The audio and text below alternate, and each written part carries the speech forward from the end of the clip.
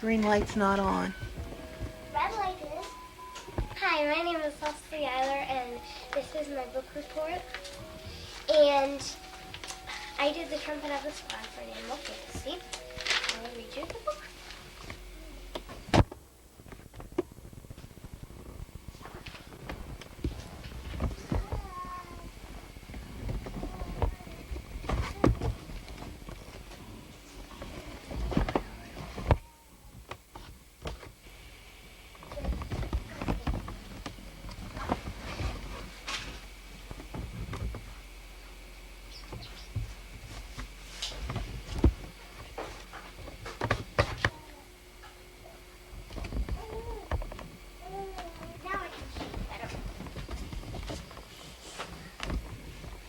Book report about the trumpet of the swan for animal fantasy, and here it is. Coho, coho!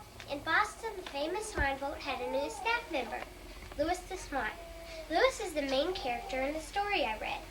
The Trumpet of the Swan is an interesting book about a boy named Sam and a trumpeter swan who have no voice. The story begins in Canada, where Sam, a bird expert, goes camping with his dad. Sam discovers two swans when he goes exploring. These are Louis's parents. Sam becomes their friend after he saves the female swan's life. After Louis is hatched, the cob introduces them. Louis greets Sam by pulling on his shoelace while his brothers and sisters greet him with a beep. Soon his parents realize that Louis has no voice. Sam returns home to Montana, and the Swan family migrates to Red Rock Lake in Montana for the winter. In Montana, Louis gets older and falls in love with a pretty swan named Serena. He tries to get her to like him, but without a voice to make the trumpet sound, she doesn't pay any attention. Louis goes away to find Sam. He wants to learn to read and write so that he can tell Serena that he loves her. He finds Sam, who then takes Louis to school with him. Louis learns to read and write with a small slate and a piece of chalk. He carries it around on a rope on his neck. Louis's parents are excited when he comes back. Louis is even more excited because now he can tell Serena how he feels about her. Unfortunately, Louis's plan doesn't work because Louis and Serena can't read. And Louis becomes very sad. His mother, who is very observant, tells the old cob that Louis is interested in Serena, but cannot talk to her. Cob wants to help Louis, so he steals a trumpet from the music store so that Louis can use it as his voice. His father feels guilty about stealing it, though. Louis becomes very good at playing the trumpet and decides to find Sam so that he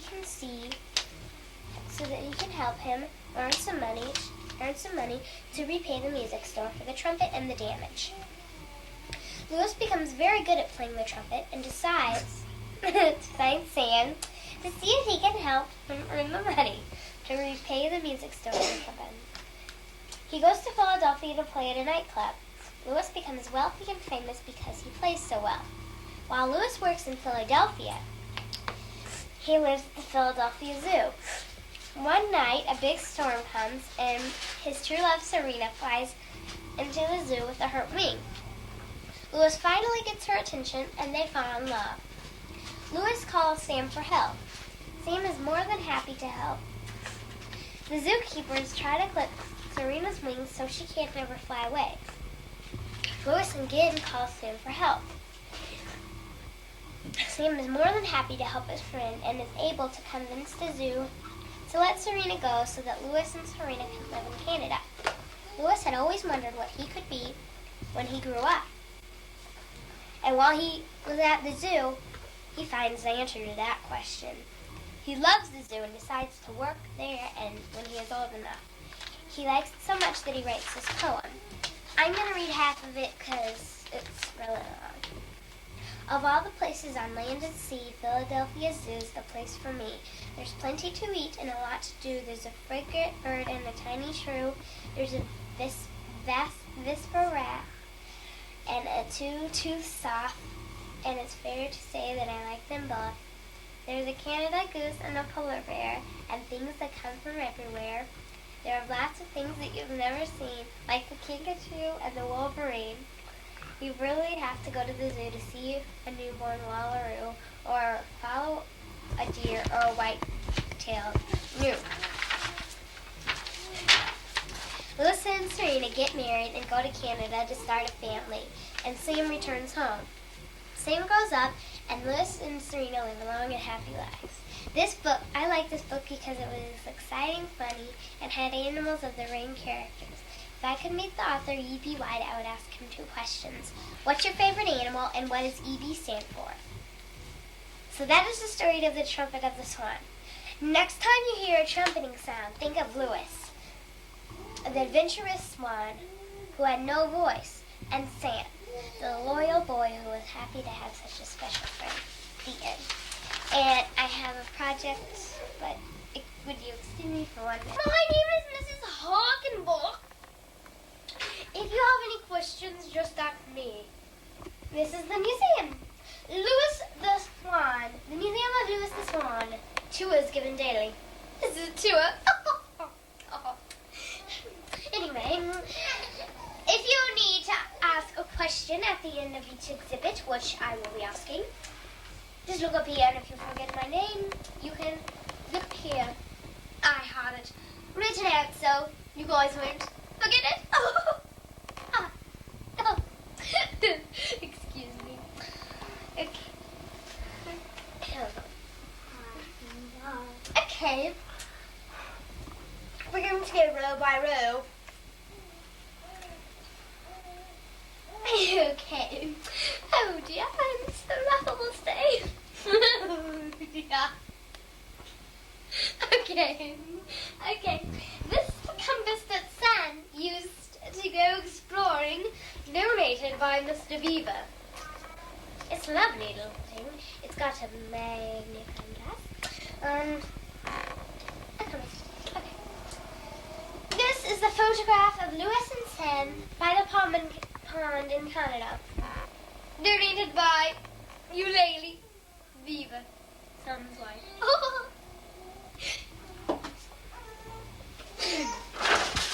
This map shows where Sam, Lewis, and Serena travel. The key is up here. I'm just going to tell you the places. The blue is Lewis, the green is Sam, and the purple is Serena. It starts out at the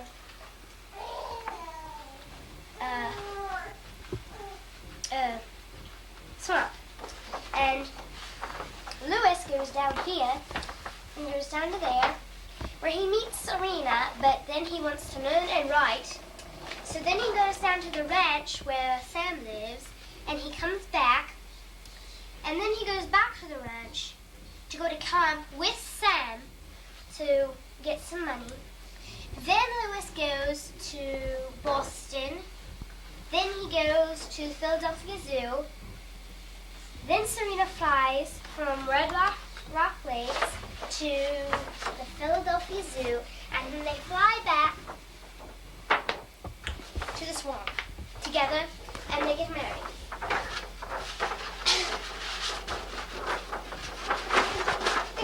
Okay. This is the shoe worn by Sam when he first met Lewis, donated by Sam's mother. If you look very, very closely, you can see the nibble. See? Right there. Okay. Next room. This is... Here is a lovely picture of Lewis's class when he was in school. This is Lewis, and he was always the class's pet. This was donated by Jill Newton. Okay. I will show you Jill Newton and my late relative, Mr. Hakenbak III. This is Jill Newton. Lovely girl, isn't she? This is the late Mr. Hakenbak III. Next is the medal worn around Lewis's neck after he saved a boy who was drowning at camp. Property of the Swan estate. Take a look at this. Okay. This is the trumpet that Lewis used. I think I might try to play it. Let's put this one over. Here it goes.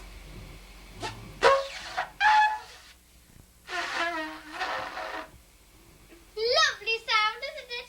I love it.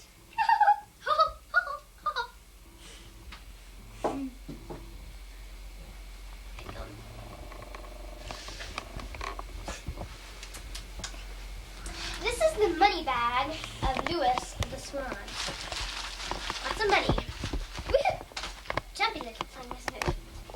Okay. We go to the net that was used by the zookeepers when they tried to clip Serena's wings. Donated by the head man at the zoo. The battery's about ready to go out. Okay. Could I have a volunteer show you how they used it? It's getting ready to go out. Like that. Next we go to the